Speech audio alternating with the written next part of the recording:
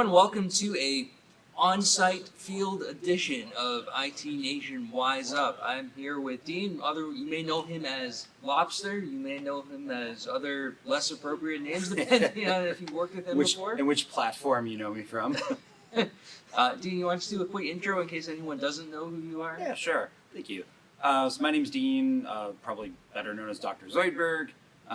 Over a decade in MSP operations. I eventually switched teams to the vendor side where I now live, and I like telling you why what you're doing is bad and could be operationalized better. So if you get yelled at an event by a crazy guy in a Hawaiian shirt, it's probably me.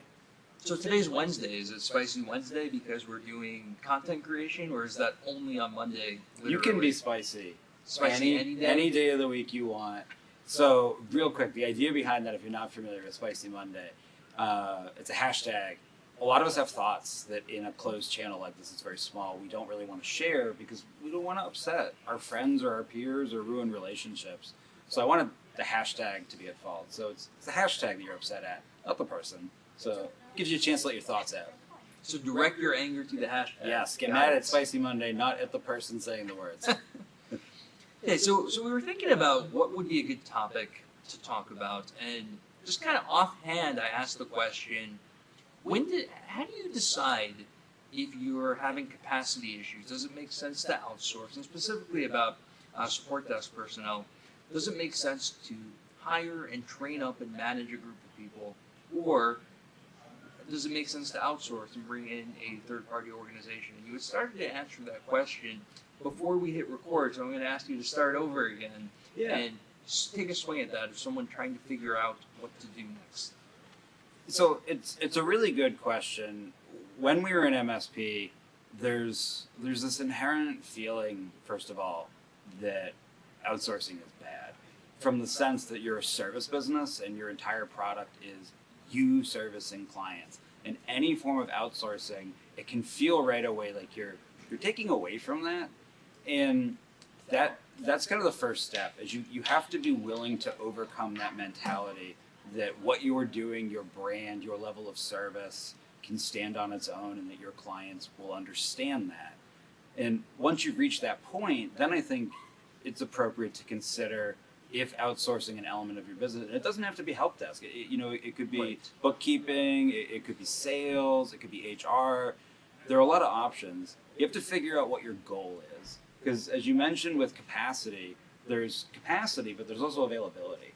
Right. And it's a lot like with bandwidth. There's speed and bandwidth, and they're related, but they're not exactly the same. So I'm a big fan of deciding, is this tactical outsourcing or strategic outsourcing? And use that to kind of build a roadmap for figuring out if this is a good idea. So, hearing that, I'm thinking one example of tactical outsourcing may be, you have a temporary surge in demand. Yes. Are there others? So that's a really great question. So let's say, for example, that your MSP has gotten to a point where you've worked on your systems and processes. Maybe you're in like Evolve or something, or My IT Process. Like you're in some sort of group that's been helping you really raise your maturity level. And you realize that, hey, we could start going after a new type of client. So let's say today you typically look for 10 to 50 computers in a small business within an hour of your MSP. And you realize that, hey, we have our act together now. We could be taking on 150 seat clients and co-managed clients. We could do that now. But in order to land those clients, you need to be able to advertise that you're open 24/7. You know they're not going to call you 24/7, but you have to have that sign on the van, so to speak. There's a great example of tactical outsourcing. You probably don't have the team right now to offer that. So you hire someone else temporarily to backfill that for you. You build up enough clients now that you're selling the fact that you're available 24/7, but then you start building that in-house. So now eventually you unwind. support Yeah, and you unwind from that outsourcing opportunity because you don't need it anymore. Makes sense. What's an example of strategic outsourcing? So there's a couple. Some common ones like a knock and a sock. a PEO. Those are all forms of more long-term outsourcing where you're saying there's an element of my business that I'm just not capable either intellectually, administratively, or budgetarily to properly build out. Mine at my MSP was a knock, and when we got to the point where we wanted to do device management and monitoring, like I can't not only afford to hire enough people to do it, I don't have the like processing power in my brain to manage that staff, and I don't have a ready-made manager that could take that over and really run it as a business unit. So we picked another vendor to do that. We were Connect as partners at the time. Sorry, we didn't use Continuum. Or we used IT by Design. And that was awesome because it allowed us to now add 24/7 human device management to our NOC offering, which allowed us, as I said earlier, to scale. And we just kept doing it because as we grew, it prevented me from ever having to need to build that team. When we got bigger, and we started merging with other MSPs, it was actually an internal debate because suddenly we had the resources to build our own team. So we started doing that. We started hiring people in Manila to be our NOC, and the challenge we kept running into was, okay, we get the talent. Mm-hmm. The talent we have the playbooks now. They can do the NOC work. Who manages them? I'm not getting up at 2 a.m. I don't know the local laws in Manila to manage these folks. What happens if there's a flood? There's still a lot to it, and that part a lot of MSPs hand wave away, and they don't think about the fact that that's an immense amount of both opportunity cost but dollar cost. If I just keep paying a vendor that fits me that can do that, why would I stop? So that's what we did, and sorry to keep talking. The extension from that's really, really important if you're considering outsourcing, whether you're considering it tactically or strategically. You got to remember, much like many elements of MSPing, that's not necessarily your risk to absorb. So you have to remember that, yeah, it's a cost center, but it should probably be offset in your agreements.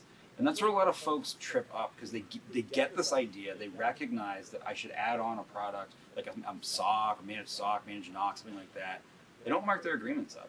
Yeah. And so their costs keep increasing. And that's why we see so many people that are like, outsourcing doesn't work for me, I'd rather than in-house. Because if it was an in-house employee, you would resell their labor. Yep. And we forget to do that with outsourcing providers. You need to resell their labor. You do bring up a good point. Actually, you bring up a lot of good points. The first one is when you started getting into strategic, I'm thinking, right, you're defining the core competencies, right? Yes. Things that are outside of your wheelhouse. If your business is about providing IT service, that doesn't necessarily mean you want to get into the world of building a SOC, yes, of building a NOC. But the other one that you just mentioned is the risk absorption part. And what I agree with you. What also, when you start outsourcing, the risk piece, the thing to remember is that you are absorbing becoming, even if not financially liable, reputationally liable for your outsourcing firm. Are there any ways or any things that you can do to try and assuage some of that risk or try and remove some of that? Or what do you even say to your clients if someone you outsource to makes a mistake, right? And you have that conversation. Yeah, so that's actually a really, really, really important question. This gets back to whether this is tactical or strategic. So in a strategic outsourcing situation, I would think my clients would be aware that those folks or that team is not directly mine. And I would probably have that somewhere in my MSA and in my scope of work. With a more tactical implementation, I'm probably hiding that because it is likely shorter term and it's being used to help me grow something. So I probably don't really want to sing from the rooftops that I've hired this firm to, run my books for me and do all of my AR, because it's not relevant and it might be damaging. But in a strategic sense, I do want my clients to know. I probably even want to announce it and have a targeted launch of the service for that reason, because I want to be able to disclose to my clients that, hey, we have like an agreement with this vendor. Our MSA has some limited protection, and of course you have some protections. We're a good MSP, you have good insurance and all these other things. But listen, like, another player has entered the game, and it is entirely possible they could make a mistake. And it doesn't have to be a catastrophic mistake, because many of these companies are not staffed by idiots. So like at Helpt, we do a lot of call answering. Think about this. I don't know your clients at all, right? I have no idea who like Timmy is or Susie or Bobby. Those are your clients, your relationship. If somebody calls in from your client base and claims to be Bobby and you don't have an ID verification process, I don't know. So we're just going to action on that. And think of how scary that could get. And so if you think about how you're adding your outsourcing partner on like that, it, I think will also cause you to think more critically about how your entire process is set up. So in that case, very simple to solve with an identity verification tool. There's a lot of them, very easy. But if you've never done that because you think, well, my team knows my clients, that's siloed knowledge. Like everybody here knows our clients and they would know to call the client on their cell phone otherwise. How do you tell me that? How do you communicate that to my team? How do you make sure I'm following that? And the answer is you kind of can't. Yeah. So it's important to decide all of this if your clients are going to be aware of it or not, because that allows you to start implementing some of those controls. And that's where that strategy comes in over that tactical level. If I'm just bringing in a company to do call answering or something like that temporarily or short term, maybe I don't need to invest in an identity verification tool for this scenario because it's short term and I'll accept the risk. But if this is going to become part of my stack and I'm going to have it for the foreseeable future, maybe I should start a project first on my QBR meetings of meeting with my clients and getting them on an identity verification stack first so that that's ready for that outsourcing vendor to use. And I just say to that vendor, hey, part of our process, everybody, you got to look in, whatever the tool is, this tool first, make sure the user's the user. We don't want an MGM style attack. Well, and some of the same things you're talking about that will apply to, even if you decide you're not going to do any outsourcing, as you scale the idea of, hey, I know their voice, I know who they, right? That just goes out the window as soon as it's not your small 10 people working together, right? You have to be going down that road anyway. Yep. You brought up another good point that we sometimes get these blinders on that outsourcing always is service delivery functions. Right, so you talked about outsourcing sales, outsourcing accounting, outsourcing things like that, HR in the case of PEO. That's a big thing too, and there's a lot of potential value in there, Yes. especially if you're trying to build a sales team, you're trying to build a finance team. Don't forget about that too. So one of my favorite things, and if you're watching this for an MSP, and I'm going to assume for a second you use ConnectWise, and maybe you're even using SLI. So that applies to you. How aligned is your ConnectWise managed instance with your SLI chart of accounts? Do you have discrete business units for every board that pull to the correct COGS account in SLI? My guess is the average person, the answer is going to be not really, or sort of. And you could fix that, and you should fix that. But do you have time to do that? And does your internal bookkeeper, who you probably hired as a bookkeeper, have the knowledge in ConnectWise to really start moving those changes for it? They might not, but an outsourced bookkeeping firm that specializes in ConnectWise not only can do the work for you, but they can also potentially provide value and advice, coaching and direction that you weren't going to get from an internal person. And in our case, that's exactly what we did. We worked with, I can't remember her name, I'm sorry. We worked with an outsourced ConnectWise bookkeeping firm for a while, not only to help build out that whole AR process, but also to align the tools we were already using with best practice. So now we had somebody who was an accounting expert and a ConnectWise expert and an MSP expert that was in that chair that was helping us to refine all of those things. And so eventually we were able to move away from that, and then we were able to directly hire people and build out a department that ran wonderfully because that had all been set up by an external expert, basically. It was an outsourcing.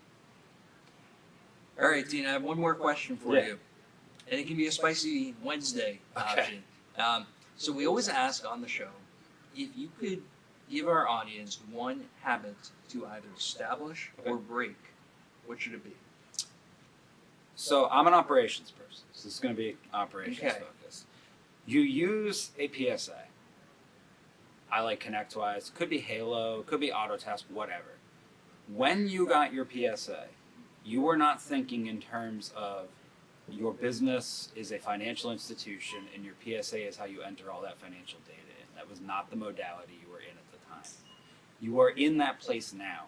Go back and redo your PSA properly to match your chart of accounts and to actually match how money flows through your business. If you make no other operational change, And this is not a simple change. If you make no other change, that will uplift the entirety of your business, and it will improve the accuracy of your reporting and your ability to make a heck of a lot of other decisions. Well, awesome. Well, Dean, thanks for coming on. Appreciate it. Absolutely. Thanks for having me. Of course.